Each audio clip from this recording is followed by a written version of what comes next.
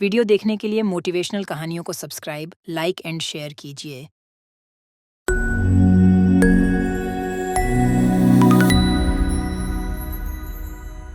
एक गांव में पुट्ठा नाम का एक भुलक्कड़ इंसान रहता था। पुट्ठा को एक अजीब बीमारी थी। वो अचानक से सब कुछ भूल जाता था। एक दिन की बात है। पुट्ठा गहरी नींद में सो रहा था। अरे, अब उठोगे भी? कब तक खर्राटे लेकर सोते रहोगे? दोपहर के 11 बज रहे हैं। शर्मिली के चीखने पर अचानक पुट्ठा की आंख खुल गई और वो शर्मिली को क्रोध भरी नजरों से देखने लगा। मुझे इतने गुस्से में क्यों देख रहे हो? मैंने ऐसा क्या कर दिया? सिर्फ तुम्हें सोते से उठाया ही तो है। ओए बिरजू, ओए, तू लड़की की आवाज निकालकर मुझे मूर्ख नहीं बना सकता। हाँ? हे भगवान, अब क्या करूं मैं इसका? अरे शर्मिली, क्या हुआ? तुम मुझे गुस्से से क्यों देख रही हो? पता नहीं कौन सा मनहूस दिन था जब मैंने तुमसे शादी की। आज तो तुमने हद ही कर दी। सच सच बताओ, तुम्हें ये भूलने की बीमारी कब लगी? तुम तो जानती हो शर्मिली, मैं जब 15 साल का था, तब एक लड़की की जान बचाते समय कुछ गुंडों ने मेरे सर पर एक लोहे की रॉड से मार दिया था। बंद करो अपनी ये घिसी पिटी बकवास। गलती मेरी थी। मुझे तुम्हें कब का तलाक दे देना चाहिए था। अरे, शादी के 2 दिन बाद जब पिताजी मुझे लेने आए थे, तब तुम ये भी भूल गई थी कि वो तुम्हारे ससुर हैं और तुमने उनके गाल पर एक जोरदार चांटा झड़ा दिया था। उस दिन का दिन है। आज तक पिताजी यहाँ पर नहीं आए। मुझे तुम्हारे पिताजी पर उठाए गए हाथ का अफसोस है शर्मिली, लेकिन अब वो यहाँ पर क्यों आएंगे? वो तो कब का स्वर्ग सिधार गए ना। क्या बकवास कर रहे हो तुम? मेरे पिताजी कब स्वर्ग सिधार गए? वो तो जीवित हैं। क्या बात कर रही हो तुम भी? परसों ही तो मैं उनकी अर्थी को कंधा देकर आया था। अरे मूर्ख इंसान, वो तो हमारे पड़ोस की ताई का देहांत हो गया था, जो पूरे 110 साल की थीं। अब अपना बेकार सा मुंह लेकर यहाँ से निकल जाओ, इससे पहले कि मैं अपना आपा खो बैठूं। पुट्ठा वहां से चला गया। पुट्ठा सीधा बाजार गया। अचानक पुट्ठा की नजर गांव के मुखिया और जग्गी पर पड़ी। पुट्ठा सीधा गांव के मुखिया के पास चला गया। अह, मुझे आपसे जरूरी बात करनी है। अरे, लगता है इस भुक्कड़ की याददाश्त इस समय सही है, इसीलिए मुखिया कहकर संबोधित कर रहा है। क्या बात है पुट्ठा? आज तू बड़ा चिंता में नजर आ रहा है। बात यह है मुखिया जी, आप तो जानते हैं कि जब से मुझे बिरजू चोर ने मूर्ख बनाया ना, तब से मेरी जिंदगी खराब हो गई है। अरे पुट्ठा, तू ये बात कब समझेगा कि बिरजू ने तुझे मूर्ख नहीं बनाया, बल्कि तेरी भूलने की आदत ने तेरी जिंदगी को हराम कर रखा है रे।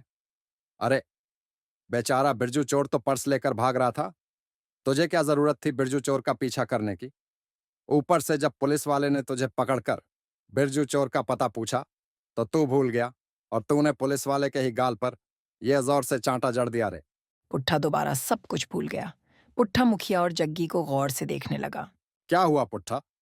तुम मुझे इतनी गौर से क्यों देख रहे हो? मुझे मूर्ख समझा है क्या तूने बिरजू? तुझे क्या लगा तू मेरी आंखों के सामने से दोबारा बचकर भाग जाएगा? आज तो तेरी खैर नहीं रे। मैं तुझे घसीटता हुआ पुलिस थाने में ले जाऊंगा। कुछ ही देर में पुट्ठा मुखिया को लेकर थाने के अंदर थानेदार के सामने खड़ा हुआ था। नमस्ते मुखिया जी। आपको यहाँ आने की क्या आवश्यकता थी? आप मुझे बता देते, मैं स्वयं आपके घर आ जाता। और आपको इसने पकड़ क्यों रखा है? अरे, वो सब छोड़ो थानेदार साहब, पहले मुझे इस भुलक्कड़ से बचाओ भाई।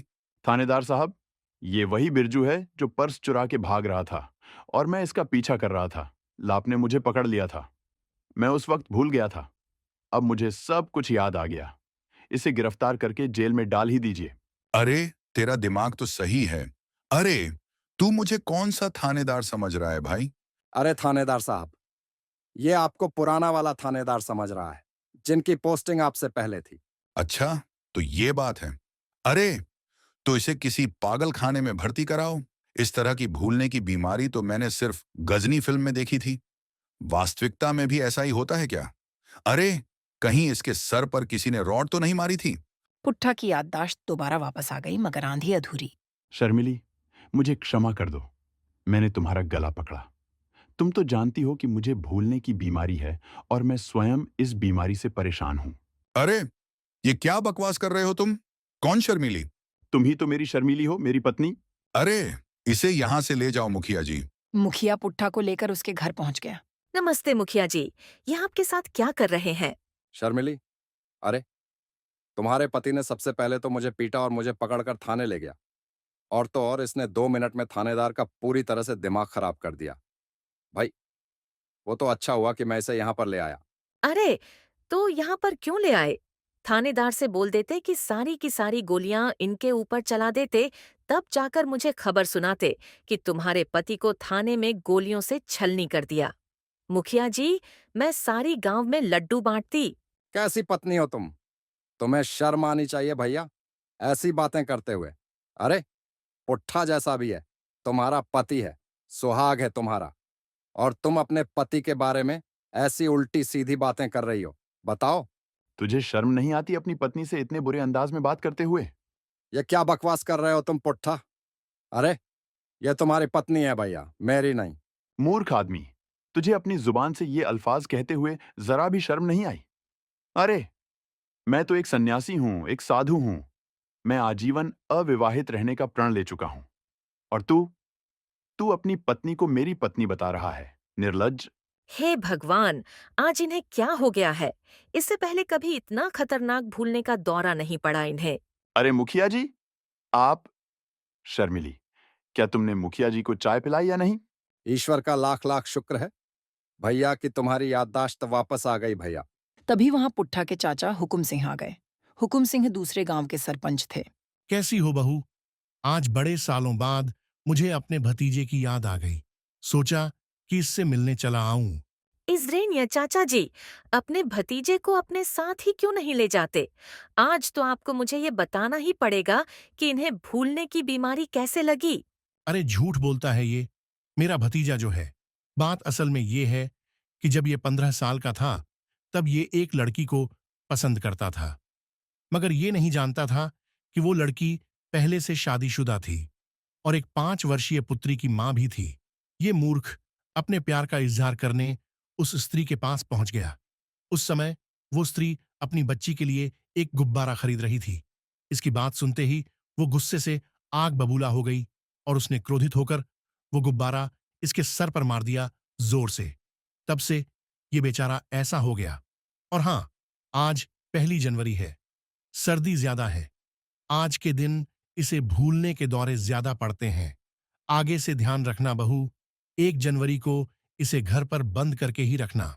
अच्छा, तो असली बात ये है, इनकी ये हालत किसी लोहे की रॉड ने नहीं, बल्कि गुब्बारे ने की है और जनाब इश्क फरमाने गए थे। नहीं शर्मिली, उसकी कोई आवश्यकता नहीं। मैं नींद की गोलियां लेकर आया हूं। दूध में इसे नींद की गोली खिला दो। सुबह तक ये ठीक हो जाएगा। सरपंच के कहने पर शर्मिली ने ऐसा ही किया और पुट्ठा गहरी नींद में सो गया। बहू, जाकर पुट्ठा को उठाओ। मेरा विश्वास है कि वो अब तक सही हो चुका होगा। अजी सुनते हो, सुबह हो चुकी है, उठना नहीं है क्या? अजी, ऐसे क्या देख रहे हो? कैसी हो नंदिनी? मैं तुम्हें कब से ये बोलने के लिए तड़प रहा हूं कि मैं तुमसे सच्चा प्रेम करता हूं नंदिनी। क्या बकवास कर रहे हो तुम?